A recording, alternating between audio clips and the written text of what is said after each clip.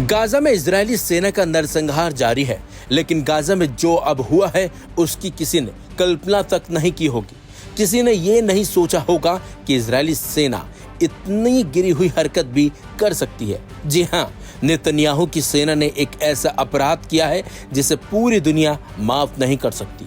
दरअसल गुरुवार को मध्य गाजा के दीर अल बलहा शहर में एक स्वास्थ्य केंद्र के बाहर मदद का इंतजार कर रहे लोगों पर इजरायली सेना ने अचानक से हमला कर दिया। इस हमले में 15 लोगों की मौत की खबर है। हैरानी की बात तो यह है कि मरने वालों में 8 मासूम बच्चे, 3 महिलाएं और 4 पुरुष शामिल थे। बच्चों में सबसे छोटा महज 2 साल का था। पिछले 24 घंटे में अब तक 82 लोगों की मौत इजरायली हमलों में हो चुकी है। ये हमला उस वक्त हुआ जब लोग एक अमेरिकी एनजीओ प्रोजेक्ट होप की हेल्थ क्लिनिक के बाहर लाइन में लगे थे। क्लिनिक में कुपोषण, संक्रमण और अन्य बीमारियों का इलाज होता है। एनजीओ के प्रमुख रबिया तुर्बे ने बताया कि क्लिनिक की लोकेशन इजरायली सेना को पहले ही दे दी गई थी, फिर भी हमला किया गया। रबिया तुर्बे ने कहा कि हमारे दरवाजे खुलने का इंतजार कर रही मासूम जिंदगियां बेदर्दी से तबाह कर दी गई। CNN की रिपोर्ट के मुताबिक एक वीडियो में कई घायल और बेसुध बच्चे जमीन पर पड़े दिखाई दिए। कुछ को खून से लथपथ ठेलों पर ले जाया गया। इजरायली सेना ने सफाई दी है कि हमला हमास से जुड़े एक शख्स को निशाना बनाने के लिए किया गया था, जो 7 अक्टूबर 2023 को हुए आतंकी हमले में शामिल था। सेना ने कहा, हम घटना की जांच कर रहे हैं और हम नागरिकों को नुकसान न पहुंचे इसके लिए हर संभव प्रयास करते हैं। वहीं गाजा के स्वास्थ्य मंत्रालय के महानिदेशक के मुताबिक हमला उस क्लिनिक के पास हुआ जहां महिलाओं को बच्चों के लिए फॉर्मूला दूध दिया जा रहा था। Aim right, achieve big. At KR Mangalam University, we provide you the platform to turn your dreams into reality. At KR Mangalam University. Doctors without borders के डॉक्टर मोहम्मद अबू मुगैसिब ने बताया कि इस तरह के हमले पहले भी स्वास्थ्य केंद्रों को निशाना बना चुके हैं। उन्होंने कहा, गाजा के लोग अब पूरी तरह टूट चुके हैं, थक चुके हैं। उम्मीद अब एक बहुत ही नाजुक शब्द बन गया है।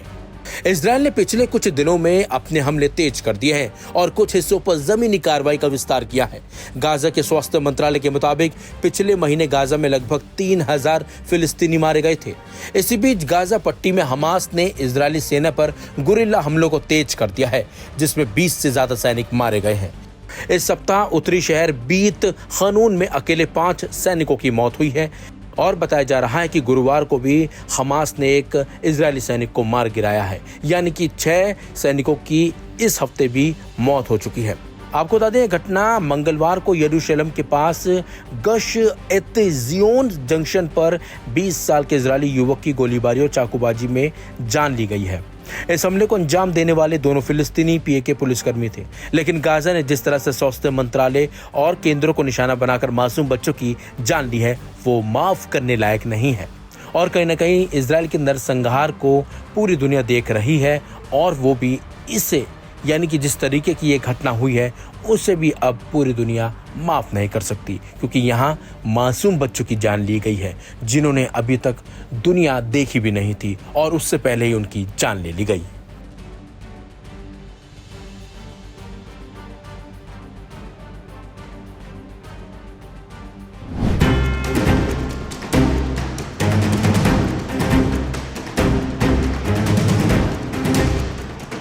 वार पर वार, एयर स्ट्राइक पर एयर स्ट्राइक, हमले पर हमले, वो भी इसराइल और अमेरिका के जरिए। और कोई हो तो ऐसा गिरे कि फिर उठना मुश्किल हो जाए। लेकिन यमन के जैदी शिया पता नहीं कौन सी घूटी पीकर आए हैं कि इतने हमलों के बाद फिर उठ खड़े होते हैं और ऐसा पलटवार करते हैं कि इनका दुश्मन भी कराह उठता है। हम बात कर रहे हैं अंसारुल्लाह या हूती जंगजुओं की, जो आज भी अपने हौसलों के दम पर गजा के लिए इसराइल से भिड़ने का दावा करते हैं। अमेरिका ने तो इनके आगे तौबा ही कर ली और समझौता कर लिया। प्रेसिडेंट ट्रंप ने कहा, बहादुरी से लड़े हूती। लेकिन इसराइल और अमेरिका से भिड़ने के लिए सिर्फ दम ही नहीं, तकनीक भी चाहिए। कमाल की बात तो यह है कि वो भी यमन के अंसारुल्लाह के पास है। महीनों से उन पर मिसाइलें गिर रही हैं, एयर स्ट्राइक हो रही है, लेकिन उनके पास भी तो ऐसी ताकत है जिसके चलते वो बच निकलते हैं। लाल सागर में इसराइल के समर्थन में बड़े जोश में उतरा था अमेरिका। दुनिया तो कहने लगी कि अब गए हूती। अमेरिका जहां उतर जाए वहां भला किसी की दम है कि कोई उसके सामने टिके। लेकिन नतीजे चौंकाने वाले निकले, बहुत चौंकाने वाले। 22 से 25 अमेरिकी MQ रिपर ड्रोन गिराने का दावा करते हैं हूती। जी हां, मीडिया रिपोर्ट बताती है कि 67 अमेरिकी रिपर ड्रोन खो जाने की पुष्टि हुई। हूतियों ने वीडियो दिखाए, दुनिया सन्न रह गई। तगड़ा चूना लगा अमेरिका को। Aim right, achieve big. At KR Mangalam University, we provide you the platform to turn your dreams into reality. At KR Mangalam University. कहा जाता है कि एक MQ-9 रिपर ड्रोन $3 करोड़ का होता है। बाकी आप हिसाब लगा लीजिए, अमेरिका ने हूतियों पर हाथ डालकर कितना नुकसान उठाया है। इसराइल ने फाइटर जेट भेजे तो अंसारुल्लाह ने अपने देसी एयर डिफेंस सिस्टम से एक साथ इतनी मिसाइलें छोड़ दी कि इसराइल के होश उड़ गए। दरअसल हूतियों ने ईरान की तरह यमन में भी अपनी रिवर्स इंजीनियरिंग का ऐसा जलवा कायम किया है कि डिफेंस एक्सपर्ट भी दंग रह जाएं। उन्होंने ऐसा एयर डिफेंस सिस्टम बना लिया है कि दुनिया की सबसे ताकतवर सेनाएं भी पीछे हटने पर मजबूर हो जाएं। जी हां, हूतियों के पास है सकर 1। सकर यमन के अंसारुल्लाह का अपना खुद का एयर डिफेंस सिस्टम। अरबी में सकर के मायने हैं दोज़ख या जहन्नुम की आग या झुलसा देने वाली गर्मी, जिसे सकरी कहा जाता है। ये सकर आमतौर पर 358 मिसाइल के नाम से जाना जाता है। 358 एयर डिफेंस सिस्टम अजीब किस्म का है। इसकी मिसाइलें हवा में देर तक मंडराती रहती हैं और सही मौके पर एकदम से दुश्मन के जहाजों, मिसाइलों और ड्रोन को निशाना बनाती हैं। इस मिसाइल का टर्बोजेट इंजन इसे बाकी रॉकेट मिसाइलों से अलग बनाता है।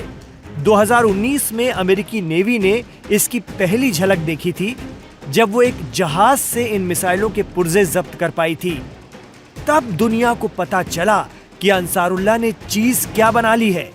मीडिया रिपोर्ट बताती है कि sucker 1 air defence system Ansarullah military ने रूसी मिसाइलों को रिवर्स इंजीनियरिंग के जरिए डेवलप करके बनाया है। उनके पास रूस की पुरानी एयर टू एयर मिसाइलें थीं, जो असल में MiG-29 जैसे फाइटर जेट से दागने के लिए बनाई गई थी। लेकिन अब हूतियों ने इस मिसाइल का काम ही बदल दिया है। उन्होंने इन पुराने हथियारों को ऐसा मॉडिफाई किया कि अब ये सकर 1 एयर डिफेंस सिस्टम की शक्ल ले चुके हैं।